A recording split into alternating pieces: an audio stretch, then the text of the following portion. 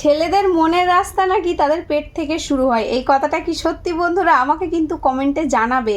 মানে তাদের মন জয় করতে গেলে সবার প্রথমে তাদের পেটটাকে জয় করো, মানে ভালো ভালো রান্নাবাড়ি করে তাদেরকে আগে খাওয়াও, তবেই বরের ভালোবাসা ঝরে ঝরে পড়বে।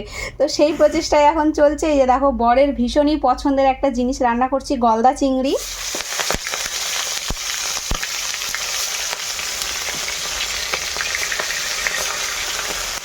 তো চলো এদিকে মাছ ভাজাটা হতে থাক, তারপরে রান্নাটা করব। ভাত ডাল করেছি আর এদিকে চিংড়ি মাছের একটা রেসিপি বানাচ্ছি। তো সম্পূর্ণ রেসিপিটা তোমাদেরকে আমি বড় ব্লগের মধ্যে শেয়ার করব। তো এই মিনি ব্লগটা শেয়ার করার একটাই কারণ, তোমরা আমাকে জানাও যে বরের ভালোবাসা পেতে গেলে আর কি কি করতে হবে। এমনিতেও আমার বর আমাকে যথেষ্ট ভালোবাসে, তবে ওই যে বলে না, আরও চাই যেন একেবারে ঝরে ঝরে পড়ে। তো তার জন্য আর কি কি করা উচিত সেটা তোমরা আমাকে একটু সাজেস্ট করো, ঠিক আছে? কারণ ইদানিং বর একটু কাজে ব্যস্ত হয়ে যাচ্ছে, তো বেশি ভালোবাসাটা একটু কম কম মনে হচ্ছে। আর তার মধ্যে আমিও এখন ব্যস্ত ছেলেকে নিয়ে, স্কুল প্রাইভেট নিয়ে। তো সেই কারণে একটু এদিকেও ফোকাস দিতে হবে।